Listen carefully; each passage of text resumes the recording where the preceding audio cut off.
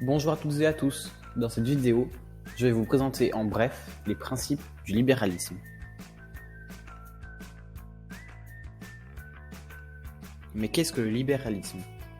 On peut le définir comme l'ensemble des idéologies visant à libérer les entreprises, des personnes ou groupes de personnes de l'emprise de l'État. Libéralisme politique ou économique par exemple.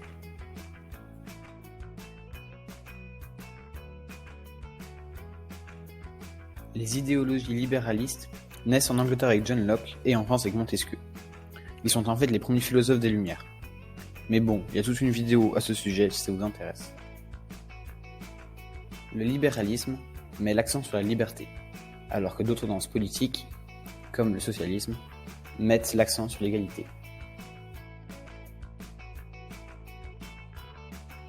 Pour protéger l'individu, on rédige des constitutions, comme c'est le cas en 1789 dans la salle du jeu de paume. Celle-ci fixe les compétences, la durée d'un mandat et fixe aussi les droits et devoirs des citoyens. Et afin de limiter les abus de pouvoir, on sépare les trois pouvoirs.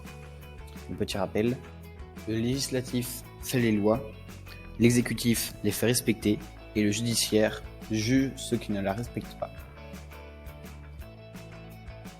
On rédige aussi les droits de l'homme, pour éviter qu'un État torture ou censure certaines personnes, même si aujourd'hui la censure peut être appliquée à des propos racistes.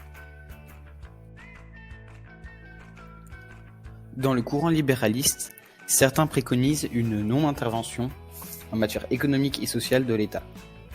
Selon eux, lorsqu'il le fait, il modifie les règles du jeu, et pour plus de liberté, il doit laisser les individus libres et responsables de leurs actes. Libéralisme économique et capitalisme.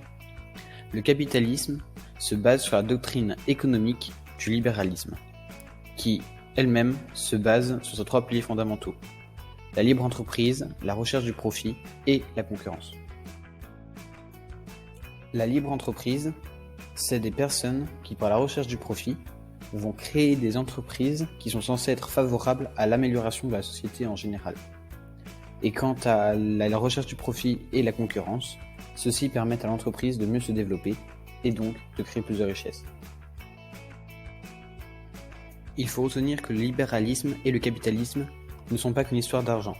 Par exemple, c'est le libéralisme qui développe une science exacte basée sur des expérimentations et l'exactitude des mesures, et non plus sur des croyances. C'est le début d'une vie libre et plus juste, et elle est le principe même de la société occidentale actuelle. Merci de m'avoir écouté et peut-être à bientôt.